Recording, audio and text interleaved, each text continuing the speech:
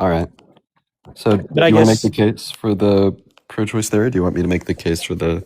Sorry, do you want to make the case for the pro-life theory? Do you want me to make the case for the pro-choice theory? yeah, you can give your view. I guess I'm just gonna like precog. I guess do you take like an embodied minds view, or are you some sort of like holomorphist? Okay, well, I don't really know how you use the phrase embodied mind, or Yeah, embodied maybe minds, just maybe meaning like that there's we are. hylomorphism in like a billion different senses. I Yeah, so mean, by embodied mind, it's just the view that we're our like thoughts, desires, conceptions, memories, things like that. And by holomorphism, that we're a combination of like form and matter, soul and okay. body.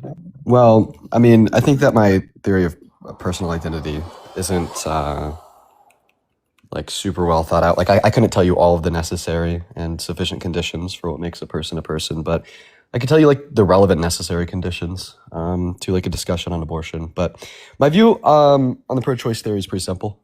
I just think that there are more reasons by quality and quantity, mostly quality, that count in favor of a woman getting an abortion compared to those that count against a woman getting an abortion. And I just think that an action is good if the greatest weight of reasons favors it. And because the greatest weight of reasons happens to favor a woman getting an abortion, then abortion's good. And, maybe the question is, well, what reasons count in favor of a woman getting an abortion? And I think that one is pretty simple to answer. You have emotional reasons, you have financial reasons, you have relational reasons. You have a bunch of reasons, instrumental, possibly medical reasons. But then when we look at the reasons like against a woman getting an abortion, maybe there's like a couple. Like one reason why maybe a woman shouldn't get an abortion is because the U.S. will get an additional worker. But I just think that the reasons for it outweigh the reasons against it. Yeah, so I guess as it relates to like those financial concerns and maybe these emotional concerns, I guess why think that these are like quote unquote reasons to get the abortion rather than just a causal explanation for why she's getting the abortion? Well, I mean, I think that if you were to ask me the question, why are those the reasons for it? Because they just like generally point in favor of like the individual's flourishment or eudaimonia. And I generally think that my normative view can be reducible to eudaimonia and the flourishment of a person. But when I told you the reasons against a woman accessing abortion, such as the idea that maybe the U.S. will lose a worker if she gets the abortion, did you have any other like reasons why women shouldn't get an abortion? Yeah, so really quickly on that, right, before we kind of shift to my view, as it relates to your normative theory, right, you're saying that for you, it's going to point towards some sort of eudaimonia. I guess, are you just like a regular eudaimonic virtue ethicist, or are you some sort of egoist, or So some sort yeah, of Platonist about virtue ethics? I guess, like, what type of virtue ethical position do you take? so I'm a virtue ethicist, but I haven't put too much thought into the specifics of it. But I think it's a good thing to live by virtues because I think in living by virtues, you promote the excellent human survival. And I ultimately think that the necessity for we as people needing a morality is to survive well. And I just think that a view that if by living by particular virtues you can survive well, I think A best encapsulates a lot of intuitions that maybe other views can't account for, and B I think gives you just like a really easy framework for the way that we should live on the macroscopic scale. All right, so just to make sure I'm understanding you, you're saying that these virtues are important to the extent that they allow us to obtain eudaimonia, which you constitute living well? Yeah, well, the virtues are important for the type of character in which allows for human people to live excellently, and maybe like that's why ultimately I think those things would count in favor as reasons because they seem to promote us living excellently. But once again, I would just argue that abortion is a good thing because the greatest weight of the reasons counts in favor of the action. Do you dispute that? Okay, so again, before we kind of shift to my view, right, we're going to be investigating yours. So, index to your normative theory, I guess, like, why think that morality should be based on these, evaluative constraints rather than maybe, deontic facts?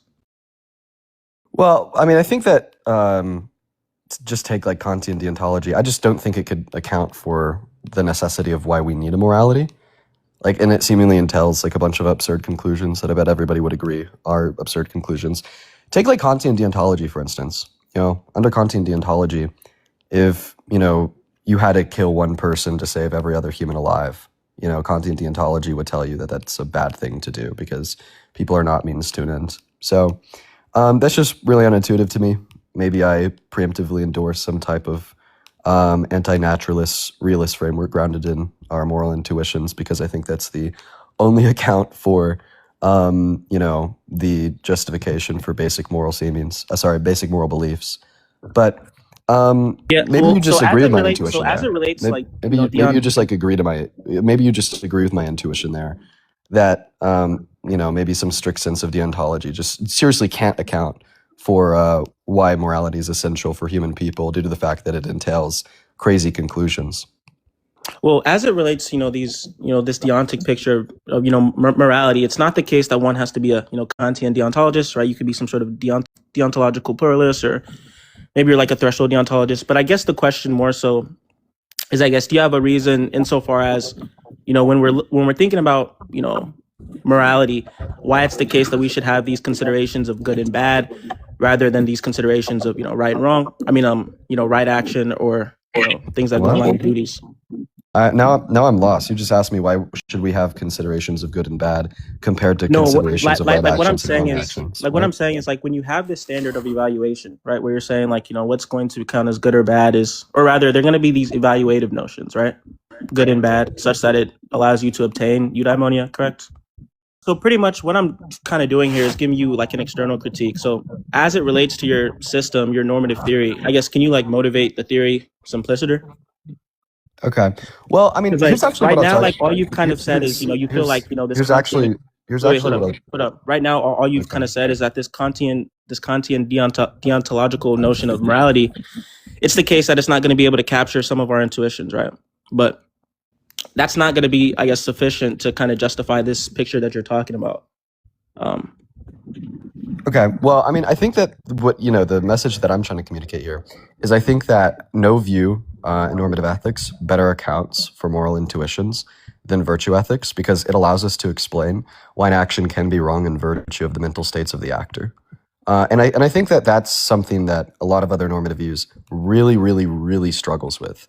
Like when we ask ourselves the question, would it be wrong for, I don't know, a middle-aged man to like draw child pornography and then jerk off to it? Like, I don't know. I want to say yes, that would be wrong. Well, how do we account for this outside of the mental states of the action that he's engaging in, and how this might be conducive towards some sense of decay in the sense of his character, or in the sense of the type of person he is, and the eudaimonia in which he experiences?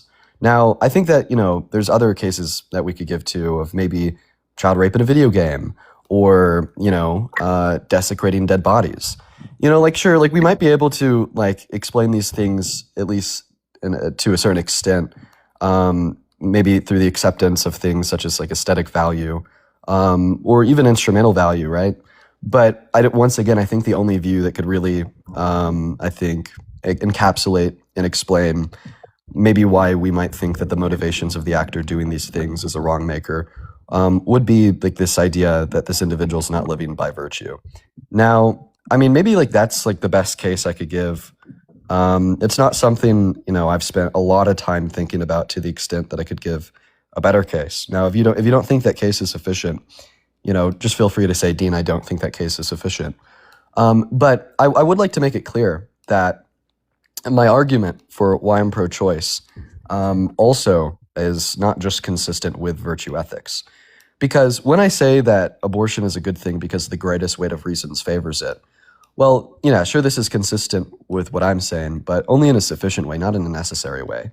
Maybe like you're a consequentialist and you think that there's no harm being done in killing the fetus because it's not something that you value. But then the woman after getting an abortion is more happy. So, well, all of a sudden, even under this consequentialist framework, the greatest weight of reasons would favor her getting access to said abortion. And I mean, once again, we could just kind of parse that out with other normative theories as well. Even like take like a theory that God is the wrong maker, divine command theory, and things are wrong if God says they are. Well, let's just say that like God doesn't say that abortions are wrong before 20 weeks, but he does say that abortions are wrong after that point. Well, then like all of a sudden, like the greatest weight of reasons would also favor her getting access to abortion because there's no reason it's against it. God's not saying that she's doing something wrong. And maybe there are like some trivial or non-trivial reasons for it. Like God says to live a happy life and to do good by, your neighbors. And because the abortion is making you, a pain and is placing you in pain, it's making it harder for you to be kinder to your neighbors or some shit like that.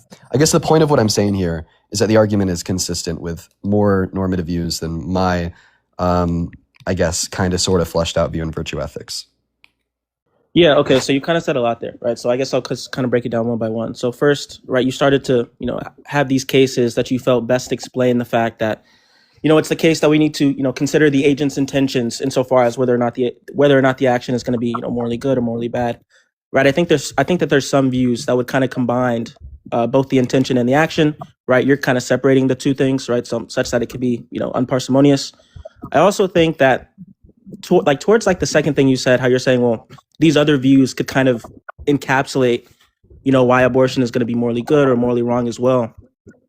I mean, yeah, I'd grant that, but I'm more so asking you to advance an argument in favor of your normative theory. But I guess, since you haven't necessarily been able to do that, we can just, I guess, get into the context of abortion. I guess I can just kind of accept your picture of your eudaimonic virtue ethicism.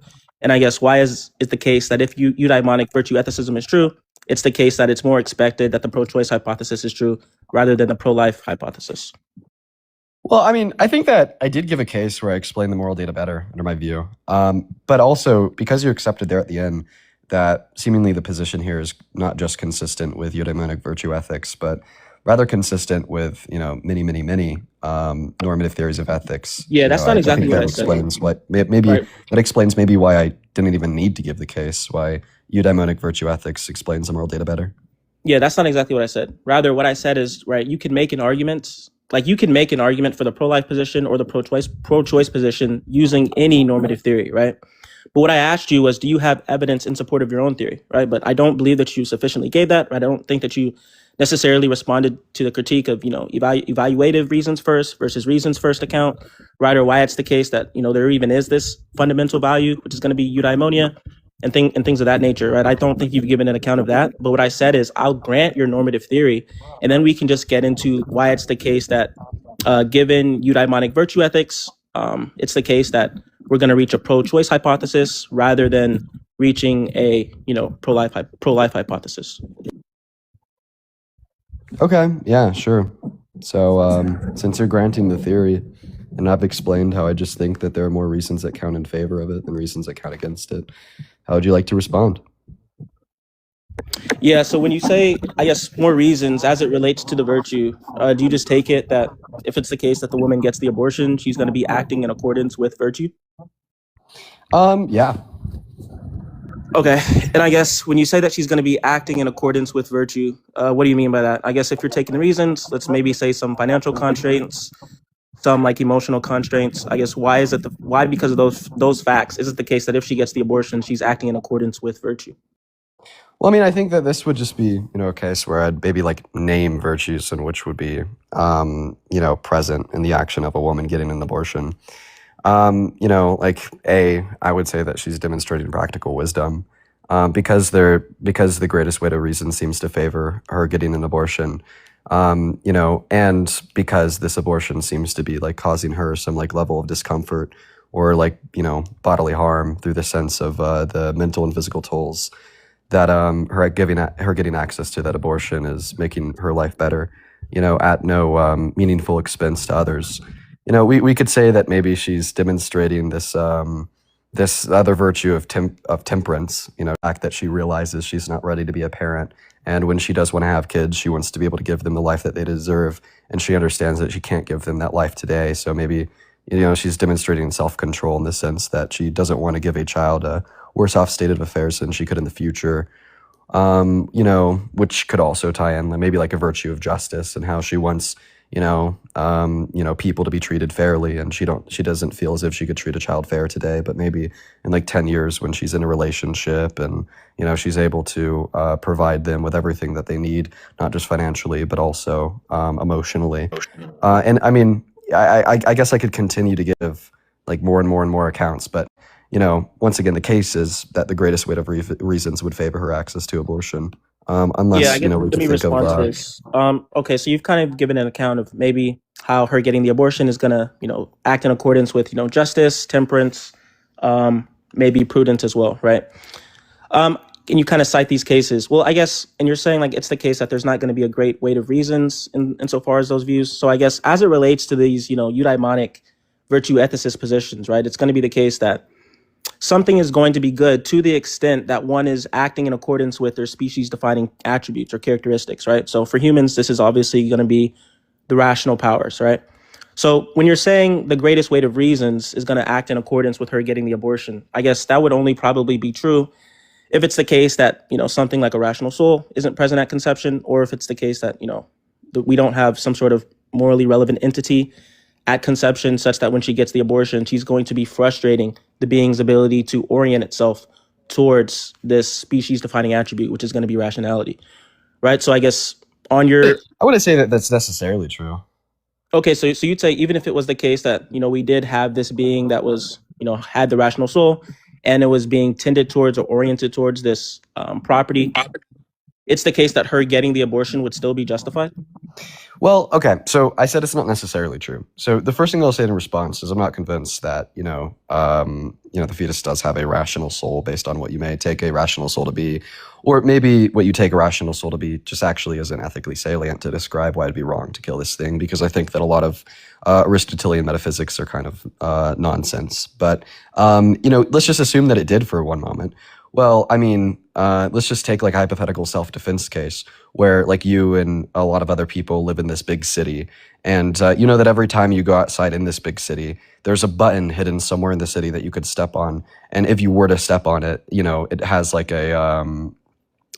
a low chance of like spawning in the sleeping rapist that's going to come find you and try to rape you or rape you while they're sleeping.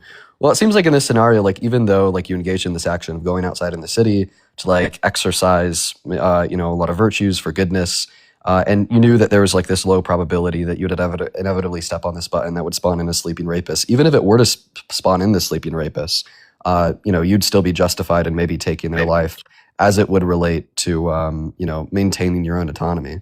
So maybe the correlate that I'm trying to drive home here is very similarly in like the situation of sex, pregnancy, and abortion. You're engaging in this action of sex. You understand, just like you understood in going outside, that there's this low chance that this causes, another entity to exist in the same state of affairs as you, causing you some like level of discomfort or harm, violating your autonomy and all these other things. Maybe you'd be justified in accordance with some self-defense principle to end it. But I would like to make it clear here that I don't accept any account of a rational soul just because I haven't heard good motivation for it. Yeah, okay, so just to respond here, right, as it relates to your kind of case example of if it's the case that one, engages in an action that I guess the aim isn't a certain thing, but a potential side effect of that thing is going to be that a rapist spawns in and, kind of like assaults you, right? There's going to be a difference in those situations because as it relates to grape, right, grape is going to be ordered at, right, the violation of one unjustly, right? And I think like when you kind of use that example as an argument in favor of the abortion to say that it's self-defense, that is to almost beg the question, right? Because that's actually what's on the table right now, whether or not it's the case that abortion is the type of thing that would be constituted as a self-defense if it's the case that maybe the woman's life isn't in danger or something like that, right? So when we have something like pregnancy, right, I'd probably say that, pregnancy, the aim isn't necessarily going to be, this unjust, thing. Rather, it's just going to be about the generation of offspring, right? So when you're trying to index pregnancy to that, I don't think that kind of, parity case goes through, right? I think you need to give further argumentation as to why it's the case I'd that say abortion is going to constitute, some sort of self-defense. I would say that like why the reason why I'd say that the rape case seems strong is because the reason insofar as why you'd be justified in like taking the life of the sleeping rapist is just the frustration of the well-being in of itself. So why do you think that the pregnancy burden doesn't act as a strong enough reason? Yeah, okay. So let me respond to this grape case, right? It's not necessarily just because of a frustration of one's desires, right? It's also going to be just because of what the act is aimed at, right? Because even if it was the case that maybe someone was, unconscious, and it was the case that there wasn't necessarily a frustration of desires, right? You might want to, talk about implicit or something like that, or they're just unconscious, right? They have brain swelling, and it's the case that, they lose their neural capacity. It's still going to be that grape is going to be wrong, not just because it's a frustration of desires, but because of what the action itself is aimed at, right? And that's something that isn't present in pregnancy, right? So you're trying to analogize these cases, but you haven't done so. Okay, so I said it's the frustration of the well-being, and then you seem to take that to mean desire. So do you think that one's well-being is their desire? And if you do think that one's well-being is their desire because fetuses don't have desires, then you would argue that a fetus has a well-being. And if you would argue that the fetus doesn't have a well-being, then what is being frustrated in a woman's access to abortion? Yeah, then I think I misheard you. I guess, what do you take well-being to be, right? Because Well, I don't want you to it just dodge sounded that like you said question. that. What do I I don't take want you to. well-being to do? Well-being to Well, be? I mean, you just told us what you take well-being to be. You just told us that you take Well, well-being well, to be well. one's That's what I. desires. Well, rather, that's what I heard you to be saying, right? But if you're saying that you said well-being instead of some sort of frustration of some sort of desires or things like that, then I apologize. I guess, what do you take well-being to be? Wait, That's wait, probably better to do it. so I just want to clarify that you think I said the word desire. Like you just like literally think I said that. You didn't like hear me say the word well-being and then like take an account of well-being to be desire. Yeah, I thought I heard you say something about these sort of psychological states, right? But if you said well-being, then that's fine. I guess, what is your account of well-being?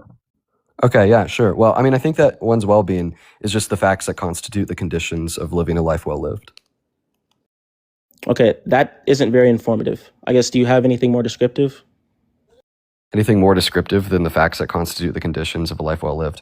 Well, Yeah, I what mean, are those facts? well, I mean, sure. I think that there's many different facts. I mean, like some of the facts that can constitute the conditions of a life being well lived would be like, one's political life, one's material life, one's life of thought. I mean, there's even like certain like Aristotelian notions of like facts that constitute the conditions of a life being well lived. There's like many different facts that would constitute the conditions of a life being well lived. All right. So then, as it relates to pregnancy, you're saying like there's a sufficient amount of those facts such that it constitutes that the abortion is permissible. I mean, actually, the question that I asked you was in response to me bringing up the sleeping rapist in the city hypothetical. You responded by saying, well, you think that in that scenario it would be justified to kill the individual. However, not in the scenario of pregnancy. And then you brought up, well, like it's the aims of the action. I mean, I think that was pretty vague. I think that the account of why, and I'll just repeat this is exactly what I said earlier. The account of why the rape case seems strong is because you'd be justified in killing the sleeping rapist due to the frustration of the well-being or the facts that constitute the conditions of living a life well lived.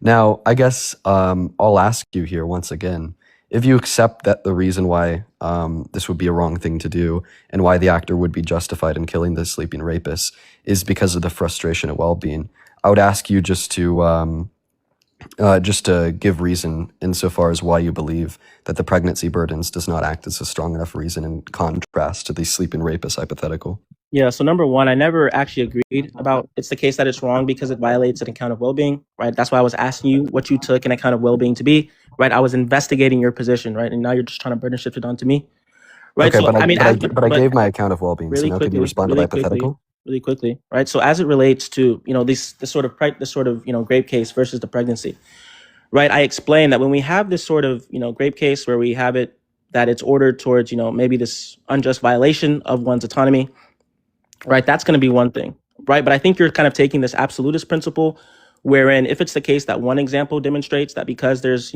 some sort of violation of autonomy, therefore it's going to end in the conclusion that it's wrong. But I don't think that it kind of case example is enough to prove it in these paradigm Well, that's just not cases. what I said. Hold up, right? Because it could be the case that You're just that completely case. misrepresenting what I said, Hold though. up. It could be the case that case could be such that because there's a violation of an autonomy or a frustration of well-being, that constitutes sufficient reason for you to unalive that person, right? But it does not mean that in every case that would follow. But I mean, I think that you just kind of contradicted yourself in your representation of my view because you started by saying that I take this ultimate stance on autonomy, where in any scenario where autonomy is being infringed on, then the actor is just in brashly killing the infringer. But then you went on to say, well, in accordance with the motivations that you've given, such as well-being, or the fact that it just seems that the valence of reason seems to be maintained, which I'm judging by my appearances, by the way, that it wouldn't follow in all scenarios. You gave two contradictory representations of my view. But anyways, what I'd ask you to articulate would be the difference between these two cases, which you think would make it follow in the rape scenario that the actor would be justified in ending the life of the sleeping rapist, but in the scenario of a pregnancy, the pregnant woman would not be justified in killing the fetus. So what are the reasons why you don't think that those two scenarios are comparable? And I would like to clarify that this isn't me burden shifting onto you. This is just me simply asking you to negate the claim that I made in my argument.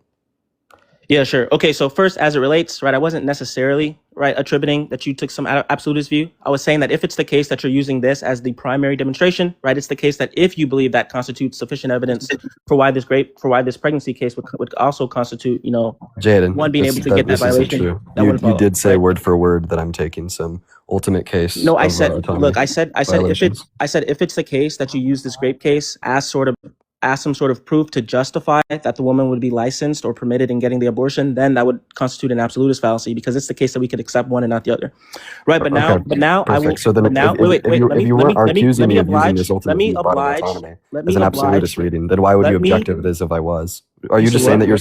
So if you acknowledge that I didn't give an absolutist reason of autonomy, but then you objected it as if I was giving you an absolutist reason of autonomy, then you're straw manning my position. Wait. First of all, I gave you a conditional. I said if it's the case that you are using this as some sort of primary evidence, that if it's the case that this is justified, then it follows that this is justified. I said that that's not necessarily the case, because I said we can accept one and not accept the other. I guess, but now, I guess but- just in the okay. future, I'd recommend not providing objections prior to clarity. I think that that's pretty conversationally inept, and definitely just amounts to useless use of verbiage. I appreciate you for the completely irrelevant conditional that is not related to my argument in any way.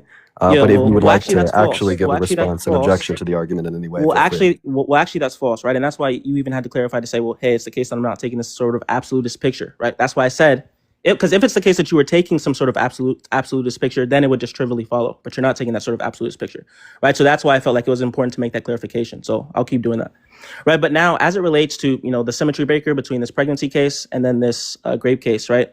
When we're looking at human action, right, we're going to need to take into consideration three components, right? We're going to need to take into consideration the intention. We're going to need to take into consideration the object, and we're going to need to take into consideration the circumstances surrounding the facts of the case, right? So let's do so, right? So in this grape case, right? So let's say that we have an agent that is performing a grape. We'll take two kind of cases where one's conscious and they're performing this grape. Well, the intention is going to be bad. It's going to be malicious insofar as they have some desire to act against this person's, autonomy, right? The object of grape is going to be to, the frustration of well-being. So that's going to be wrong. And then the circumstances surrounding it, right, is going to be some sort of unjust violation. So all three of them are going to be bad. All three of them are going to be bad. So therefore the action is bad.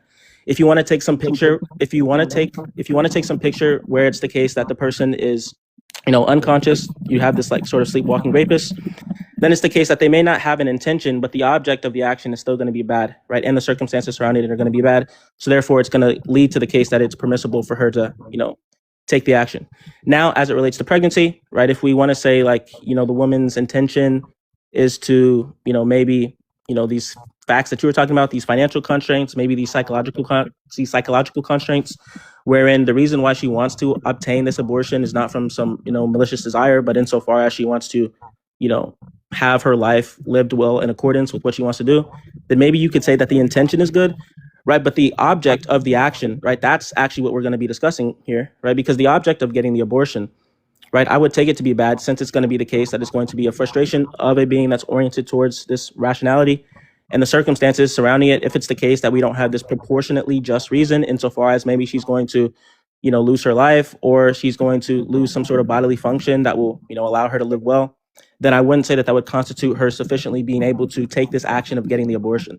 Now, as it relates to abortion itself, right, it's also going to be indexed to the type of procedure that she's getting. So if she's getting some sort of hysterectomy or hysterotomy, where she's going to remove her uterus, or if it's the case that she gets some sort of, C-section maybe later, where it's the case that she's not intentionally violating on the fetus, that's also going to play a part as well. in order for us to like ascertain her intention. Okay, so I think I have two questions. The first question is just a clarifying question. I seem to understand the first two pillars of your view of the intention and circumstance, like the intention of engaging in this action and the circumstantial outcome of a frustration of one's well-being. But I don't really understand the third tenet of this view, which would be object. Can you please redefine what the object means and what that would be? Yeah, so the object is just going to be the purpose, and the circumstances, it's not going to be, how one feels, but it's just going to be the facts surrounding the case. That's what the circumstances are. So the object is just the purpose. And would you say that we're defining the purpose different than the intent? Like, what do you take a purpose to be? Yeah, the purpose is going to be the whatness, like what is transpiring. The intent is going to be the whyness, like, one's desire. Whatness? One's aim. The whatness? Yeah, like what it Okay. is. Okay. What it is. So when we say the whatness or what it is, you're just saying rape? Like, so like the object is rape? Well, the object is going to be the frustration of well-being. Like we can just use that. We can just use your account, right? The object is. I Going thought to be that was your frustration of account for well-being. the circumstance. I thought that your account for the circumstance was the frustration of well-being. No, the circumstances is going to be. It's the case that there is a frustration of this woman's well-being, right? There's going to be this unjust violation of her body if it's the case that she gets raped. And the circumstance is going to be that she, unalives the person, right? But the circumstance is going to be good Oh, insofar as it meets a sufficient self-defense principle. okay. I mean, I guess that gives me a little bit of clarity.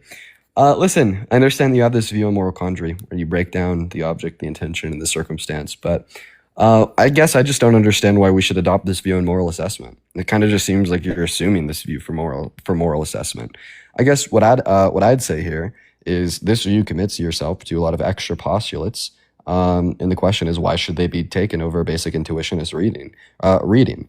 I'm sure that you're familiar with parsimony. I'm sure that there are other views, such as a basic intuitionist reading, that are much more parsimonious than yours. So I'd ask you, for what reason should we adopt this view on moral assessment? Yeah. So is that actually your question? Yeah.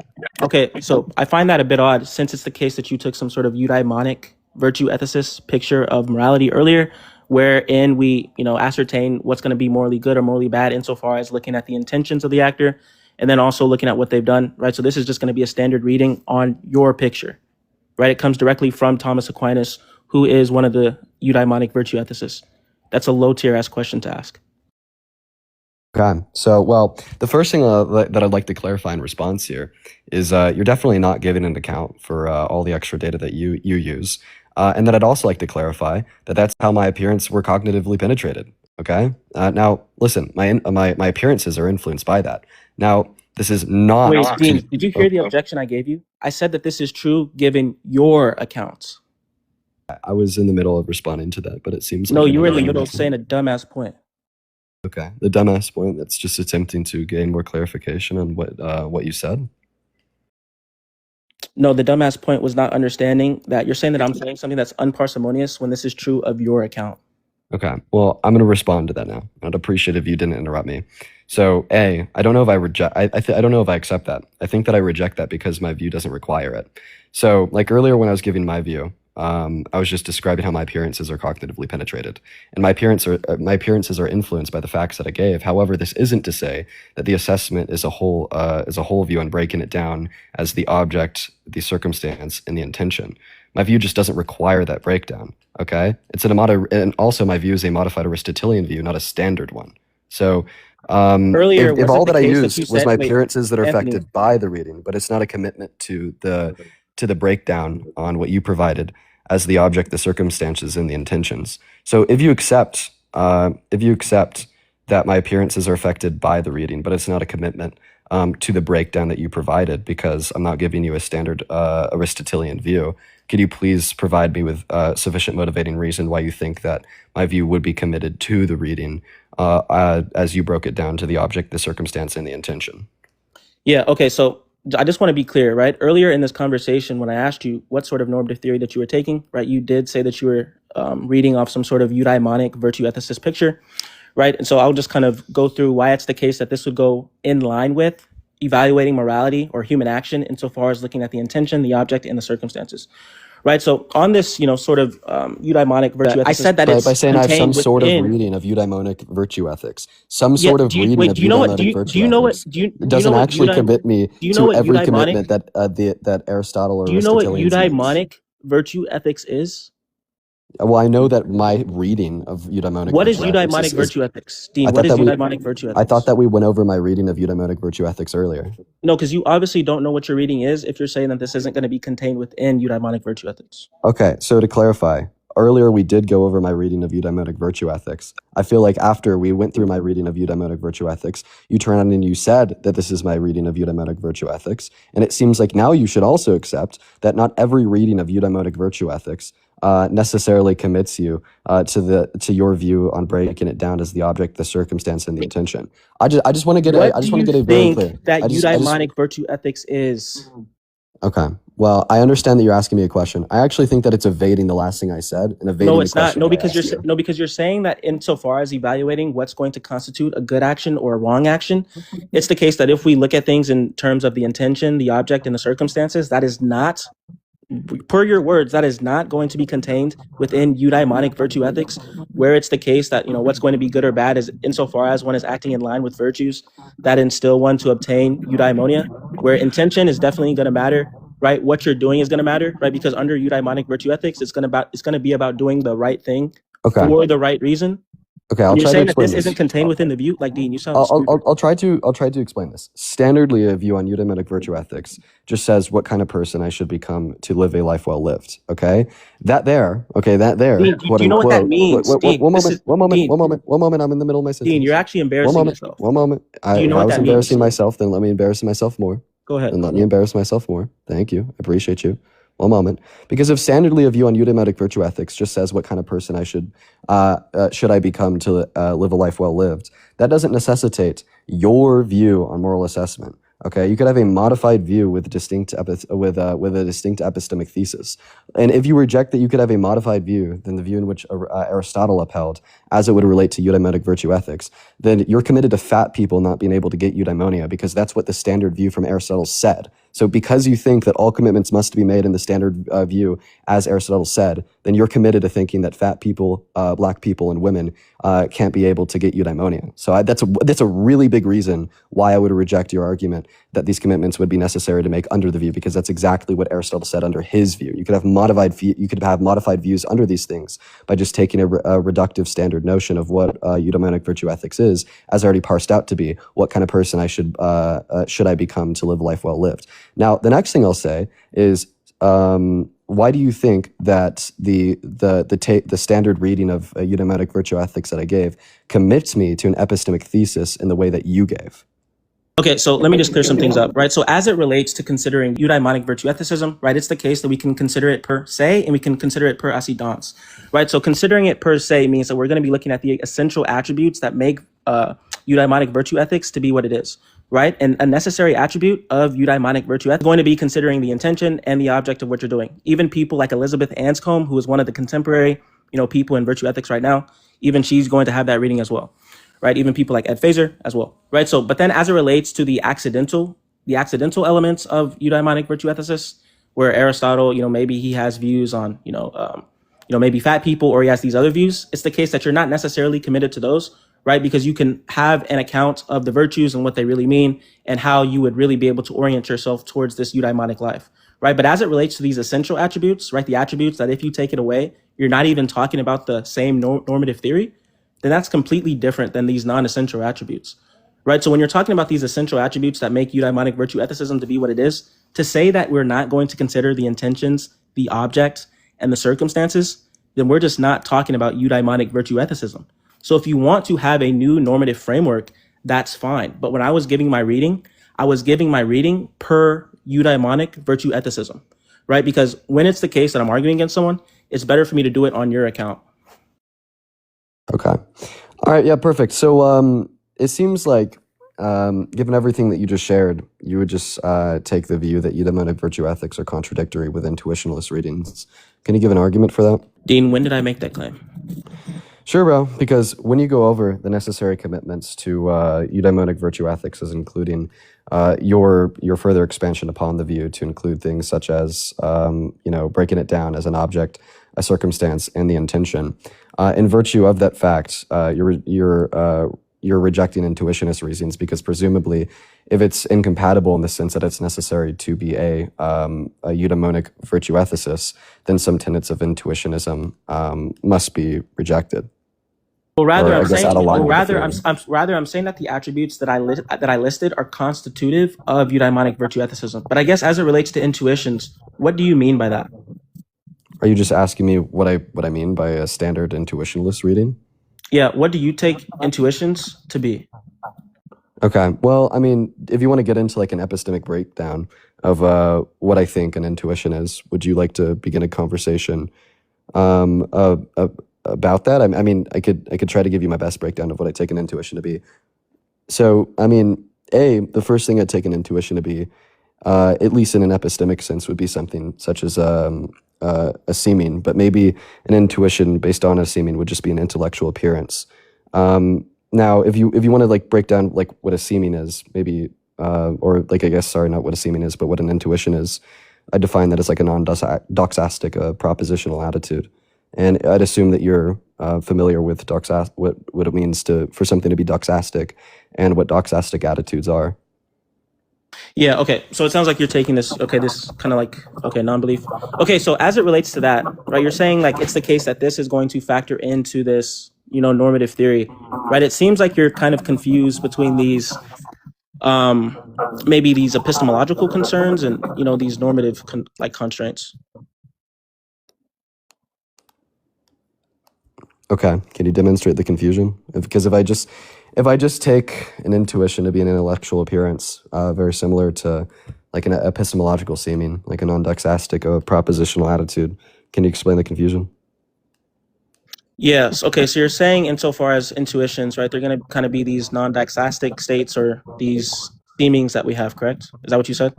Yeah, I told you a non-doxastic propositional attitude. Why do you think I can't use those things to weigh reasons as an EVA? As a what? As an EVA? Yeah. So, I mean, when you're saying that these, or rather, well, this isn't necessarily the point, right? The fact is that these three attributes that I talked about are going to be constitutive of eudaimonic virtue ethicism, right? So you saying like, why is it the case that I can't add this intuition picture to Sorry, these three okay. attributes? That's going to be a different, concern. I'm sorry. Could you repeat that? Yeah. So to say like, okay, why is it the case that I can't add this intuition, picture or attribute to eudaimonic virtue ethics is different from saying that something like the intention, the object, and the circumstances are going to be constitutive of this eudaimonic virtue ethicist picture, right? So I guess are you Okay. saying what? So So are you can you demonstrate the wait, hold up. Are constitution you asking me? relation Wait, between the hold up. epistemic thesis and Are EVA? you asking me why is it the case that I can't have this intuition account also added onto eudaimonic virtue ethics? Well, Or what are I'm you at, asking me so whether or not the intention, the no, no, object, and the no, no. circumstances are That's constitutive of it? yeah. What I'm asking you to is to demonstrate the constituent relation between the epistemic thesis and eudaimonic virtue ethics. Like that. Like I want you to Yeah. demonstrate what the constituent relation is between the thesis and EVE. Okay, Yeah. I'm just simply asking why it can't act as the way you weigh reasons primarily. That's all I'm asking you to do. Why can't intuitions be the way you weigh reasons primarily? Yeah, Given eudaimonic what virtue ethicism? yes. Yeah, I mean, if you want to say like these like I don't know, maybe your intuitions are informed by prudence, so maybe it's the case that the attribute of practical and moral wisdom is going to be informing your intuitions. But that's different from saying whether or not these three attributes that I mentioned are going to be constitutive of the theory. So that's why I'm saying you're a bit confused right now. So to say like, Okay. hey, So why then is it the case that I can't just have these demonstrate. intuitions? Then So then okay, just demonstrate the constituent relation then, please. yeah, so I already went over this when I talked about eudaimonic virtue ethicism, right? So pretty broadly, it's just going to be about, we instill in us these virtues, which are going to be these stable dispositions that orient ourselves to act, feel, and behave and be in the right manner. And it's the case that if we obtain these virtues, then they're going to orient ourselves towards achieving or obtaining eudaimonia, right? And it's the case that, for virtue ethicism or this eudaimonic account, it's going to be about doing the right thing for the right reason, right? So the right thing is going to be indexed to your action, but it's also the case that your heart posture, right, your intentions, your desire has to be in the right place. And at times that's going to be informed by the circumstances, right? Because for this eudaimonic virtue ethicist account, they don't commit themselves to universalism, wherein it's the case that in every single case, one thing has to be true. So that's why it's the case that of this eudaimonic virtue ethicist picture, it's going to be constitutive of the intention, the object, and the circumstances. Do you have any other questions about that? I don't know. I guess I just didn't think that you demonstrated it at all. I don't think that. Dean, how did I not intuitionists are demonstrate it? committed- I literally walked you through it. I walked you through it. Okay. Well, I mean, the reason why I don't think that you can that you demonstrated the